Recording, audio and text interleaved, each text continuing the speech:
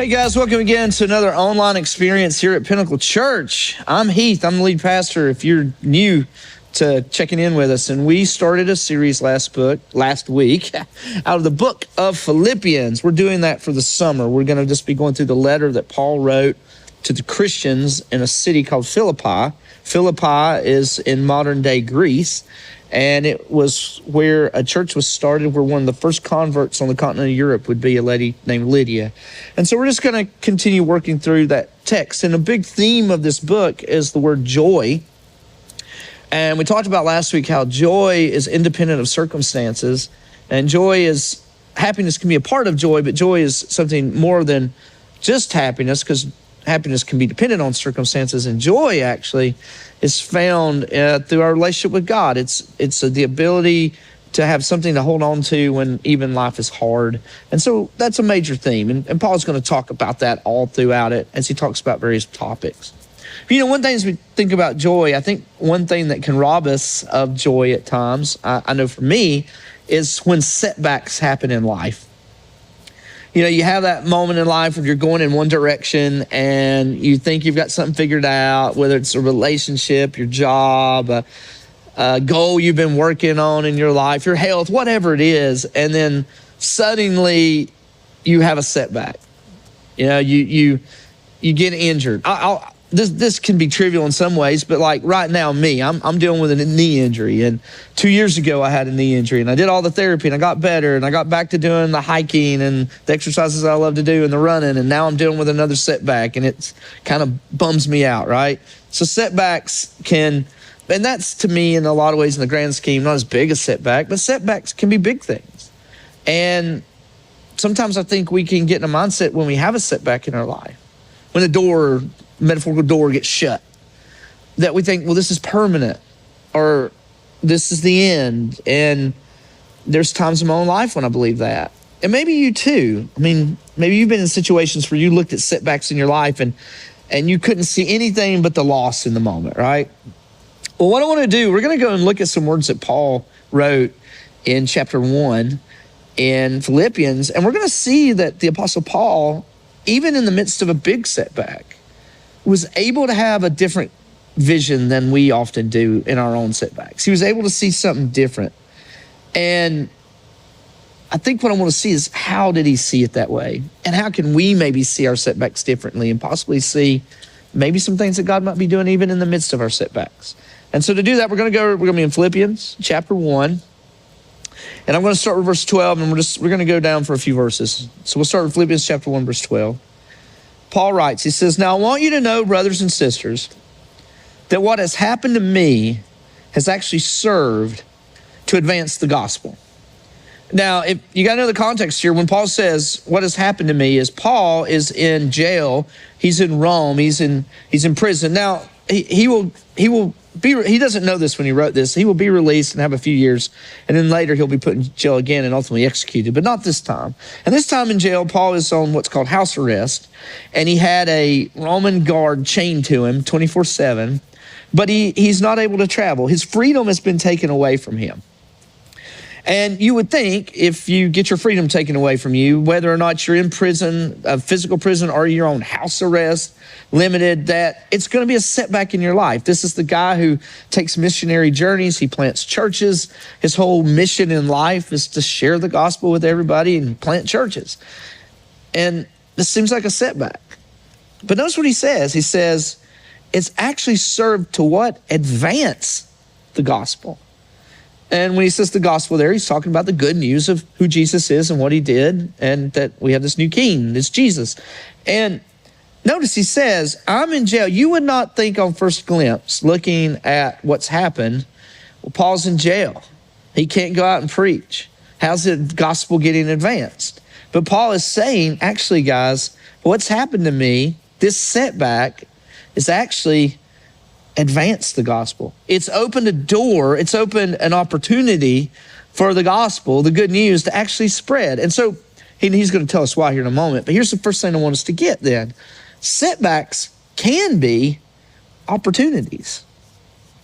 And I read an article the other day by a guy named Jeff Henderson. He wrote the book For, where he talks about how we need to be known more for what we are for than what we're against.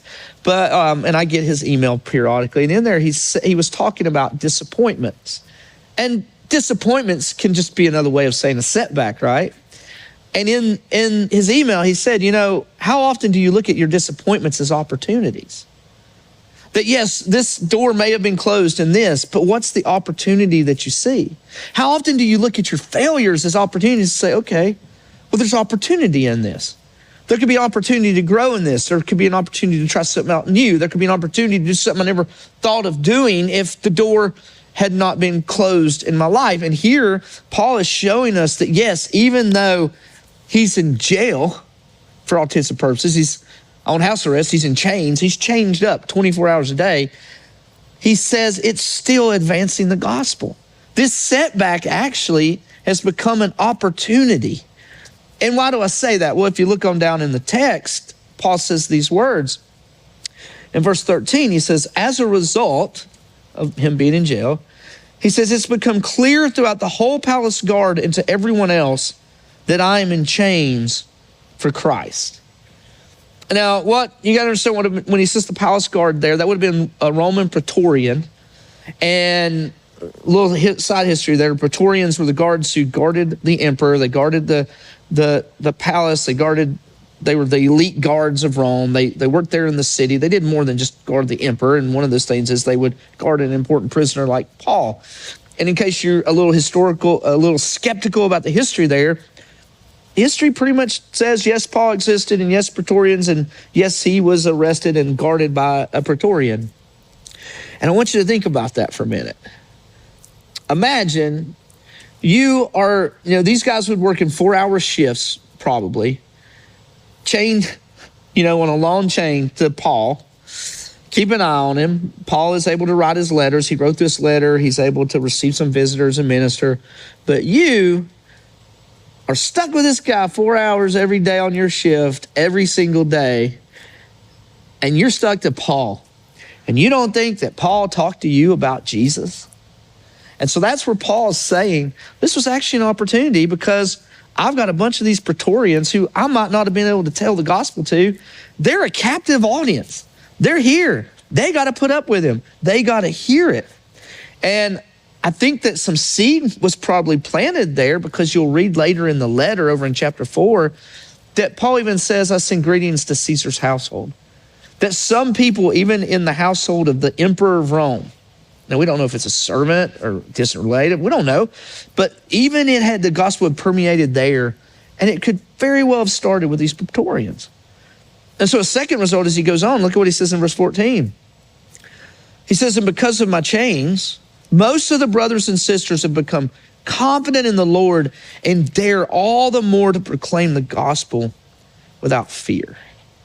Now, I'll be honest, I read that, and I'm like, so Paul is saying, because of my chains, because I've been put in jail, the other brothers and sisters, the other Christians in Rome are being bold about their faith. They're going out and sharing their faith. They're living out their faith, and they're doing it with less fear.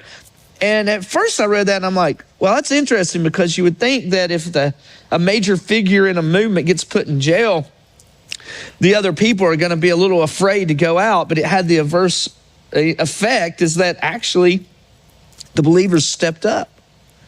They looked at Paul, they see what he's doing, they see what he's willing to endure, what he's willing to go through for the gospel, and it has empowered these people. And that's why Paul could say, what has happened to me has advanced the gospel, because now it's not just a movement where Paul's doing a lot of the preaching.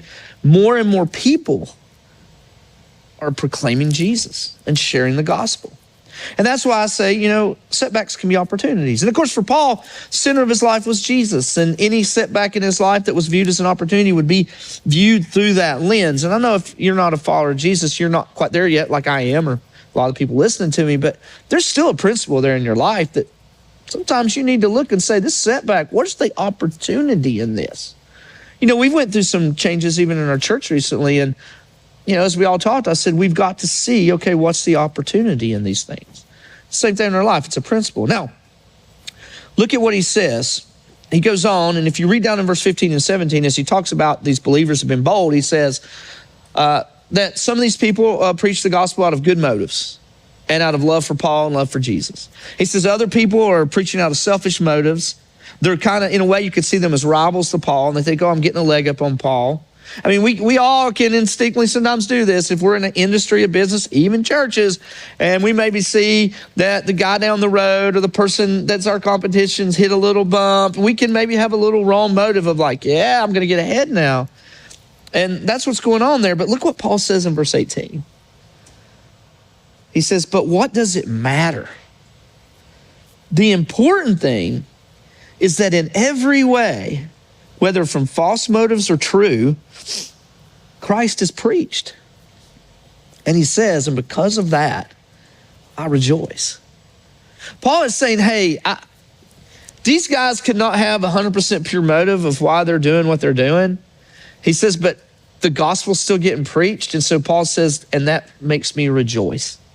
Now, I will say as a caveat here, this is the same Paul who, because you could think there, well, Paul's just letting anybody and everybody do whatever as long as they talk about Jesus. That's not what's going on, because this is the same Paul who in other letters had really hard things to say about false teachers and people who were putting burdens on the new church and people who were trying to drag these Christians back into a law, works-based faith. All he's saying there is these guys are preaching the gospel, and there might be some competition on their end, and they may not have the best motive in it, but what matters most is Jesus is getting preached, the gospel's getting spread, and Paul says, in a way, Paul's just saying, my success don't matter as long as the gospel's advancing. And he can say, I rejoice. And that told me another thing about this as I look, is rivals don't have to be competition. Now, I'll tell you, I'm a very competitive person. I played sports as a kid. I wrestled. That was my main sport. I went in the Marine Corps. I don't know any Marines that are not competitive. They wouldn't have been a Marine if they weren't. And, I can be competitive. I can be competitive in my life. And as a pastor, even I've had to crucify that competitiveness, because I had to realize as I went on in this thing, and I think some Christians need to realize this too, other Christians aren't your enemy, man, and they're not your competition. I've said this before. My competition's not another church. My competition's not another Christian. My competition's the enemy of our souls. And so when another group, another church, another group of people, another ministry is proclaiming Jesus and they're growing, we have to get to the point like Paul when we can say, I rejoice. I rejoice in what's going on there. And if you follow Jesus, even in your own life, perhaps you need to say in your industry, in your work, can you get to the ability where as you see other people flourish, because we're called to love our neighbor, you can rejoice as they're flourishing as well? And notice what he says. He goes on and he says, yes, and I will continue to rejoice. Now remember, he's in jail. He's not able to go out and do that which he loves, but yet he sees the setback as an opportunity, because instead of having to go out, he's got people chained to him and they get to hear the gospel. He says, so I'm going to keep rejoicing. And he says in verse 19, for I know that through your prayers and God's provision of the Spirit of Jesus Christ, what has happened to me will turn out for my deliverance. And what Paul's saying in that verse there, he's saying, I have this joy because I know, one, you guys who I love dearly and the Philippian Christians, you're praying, and then the Spirit of God that dwells in every believer, the Spirit of Jesus, is going to give me provision, give me what I need in this moment. And he says, and ultimately, even though I'm in chains, this thing that's happened is going to turn out eventually for my deliverance. Now you read that on face value, you might think, well, see, Paul just has complete confidence that, I'm claiming it, I'm getting out of jail. But when you study that deliverance a little bit, the word there can mean salvation. It can mean being set free. But there's a multi-layered to this, I think, that Paul ultimately is like, I may be freed from this prison, I may not, I may die, but either way, I'm free, I'm delivered because I belong to Christ, and he has joy in that. And to hear that, in some ways, just seems impossible to me. And that's another thing I want to say that I see in this text is impossible joy is possible. That in the midst of a situation that would not be an ideal situation, Paul still has joy He has joy in the moment. He has joy that the gospel is being preached. And he has joy. And he has joy whether or not he stays in captivity or whether or not he's set free. You're going to see why in a minute. And well, let's answer that question. Why can this be true? Why can Paul, in this situation, see what I think many of us would not see in this fashion? I'll be honest. If something like this happened to me, I don't know immediately in the moment if I'd be like, hey, this is great. This is an opportunity. This is advancing my calling in life and advancing the gospel. I don't know if I would see it like that. Hopefully, but I don't know. But why can Paul do that? And what would enable me and you to get there? Well, look at what he says in verse 20 to 21. He says, I eagerly expect and hope that I will in no way be ashamed, but will have sufficient courage so that now as always, Christ will be exalted in my body, whether by life or death. Let's stop there and just think.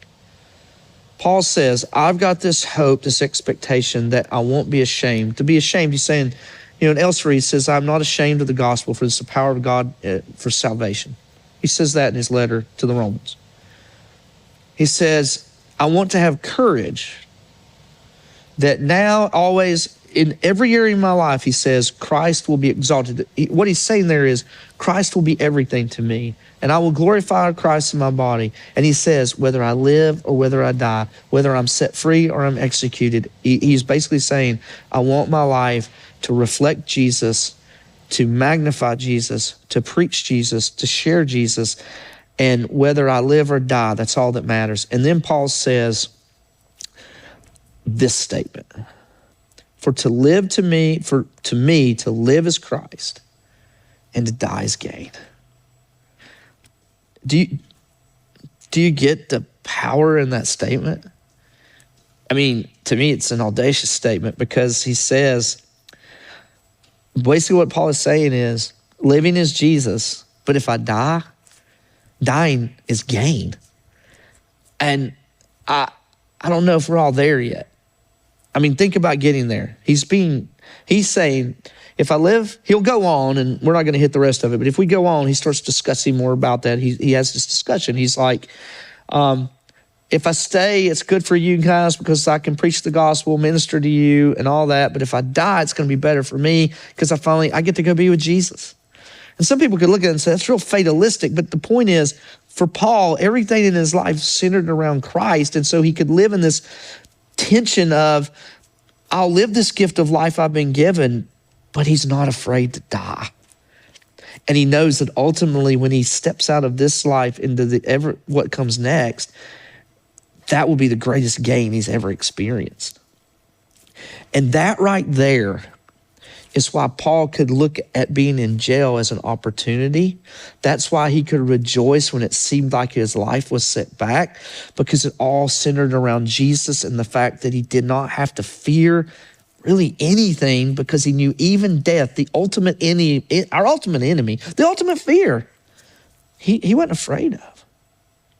Now I look at that and I'm like, wow, I want to get to that point. But I'll be honest, okay? When I found out I had cancer last year, and anyone that has had an illness like that or had that dreaded C word will tell you start to really think about your mortality. And over the last year I'm great now, scans are clear, but I had to really wrestle with and come to this realization of, am I to this point? I trust Jesus. I love Jesus, y'all. He's my center. But I'll be honest, in some of my frailty, there was this fear of dying, fear of death, fear of the unknown. I've had conversations with various people in later stages of their life, and sometimes they have to work through this. And so I think it's human to be that, but Paul got to this point, and I think we can too. And the way we do that, here's the idea. If you don't remember nothing else, I want you to remember this. What you live for is what you see. Paul lived for, he breathed, he ate, he slept, he lived for Jesus. And because of that, his vision was colored and magnified and corrected because he saw everything through the lens of Jesus. And because of that, because he lived for that, that then meant that even in a circumstance like this, he could see it very differently sometimes than a normal person might, or we might. He could look at that and say, setback's an opportunity. God's doing something here. He could look at rival preachers preaching and go, it's okay, I'm not really on a shelf, and what matters is even if I'm on a shelf, the gospel's getting preached. That's all that matters. He could look at, I may not get out of here alive. I may be executed, and then I get great gain. Because then he says, what I've lived for my whole life, I will see with my eyes. I'll see Jesus. And so the point there is truly, what you live for is what you see. And that's why Paul was able to say these things and mean these things and live these things. And so as I look at that, I think, okay, how do we make an application of this in our life, right? Well, I think today, instead of an action, I think we need to start with a question. And here's the question. This is for me. This is for you. What are you really living for? Now, when I say that, I'm like, this is where we need a perception shift, right? I'm not saying, hey, don't give the correct Christian answer, because if you're a follower of Jesus and you're listening to me, you're going to say, I'm living for Jesus. Yes, you are. But dig below the surface. What are you really living for? What am I really living for? When I strip it all away, what am I really living for? And when we get to that point, if you see the truth of that, that can be kind of discouraging in a way. But it's not meant to be, because from there we got to understand that, I don't think Paul drummed all this up through self-help or positive thinking or whatever. The way this could be a reality for Paul to say, for me to live as Christ and to die as gain, is because he lived for Jesus, and over time, as he did that, as he experienced life, God did the work in him as he lived in the direction he needed to live to get him to the point that he could live this way. And so when I say to ask you, what are you living for? It's not to guilt you. It is to simply say, hey, for me, I have to ask this question. I love Jesus, but deep down, am I living for him? And what other things in there do I need to set and crucify and get to the way, or just get in the proper order in my life? Knowing that the direction of my life matters. We've talked about that before. And it's not so much the speed at which I'm changing. It's the fact that Jesus has got me going in the right direction so that this will be a reality for me one day and for you one day. I'm a whitewater kayaker. A lot of you, if you've been connecting, you know that. A few weeks ago, I went and did section 4 of the Chattooga River. It's a famous river. A couple movies have been filmed there. A nefarious movie called Deliverance was filmed there. But it's a historic river. And you get to this section called Five Falls. There's 5 back-to-back rapids. They're class 4+5, and they can be a little dangerous. And there's this one rapid called Corkscrew. And Corkscrew is not the hardest of rapids, but it's easy to get messed up in Corkscrew, get in a hole, swim. It's a thing, and there's a big undercut wall down there you don't want to end up in. But the first time I ever went to that river was years ago, and a friend of mine named Philip DeKnight, he looked at me and he said, hey man, he was showing me the lines, showing me where to go, and he said, the point in this rapid is not speed. Speed is not your friend, he said. Being where you're supposed to be in the rapid is what you need to do. Direction is important. And that hits me. I look at this and I think to myself, the reason that Paul could have this attitude was because he knew that he was where he was supposed to be with Jesus, and he was living for him. And that is something that can transcend any setback that you have in your life. So my question is, what are you really living for? And if you're a Christian and you have a relationship with Jesus, great, lean into that. But if you've been seeking, you're curious, you're questioning, maybe today's the day when you put your yes on your table and you say, yeah, Jesus, I'm going to live for you. Let's go to the Lord in prayer. Let's pray. Father, we look at the words of Paul and we see here that it's just a reminder, God, for us that you're ultimately in control of our destiny and our life. And may we have the eyes to see that setbacks in our life, God, that ultimately they can have a purpose. There are times, God, when, yes, bad things happen and they're just bad things, but you're still in control. And may we see the setbacks and moments that can be opportunities in our life, just as Paul did. And let us see that and let us live for you. Let Jesus be the center of our life, knowing we will never be disappointed in that. We love you in Jesus' name. Amen. All right, guys, thank you for connecting like this again. We'll be right back next week. Same platform, same time. We'll be in Philippians.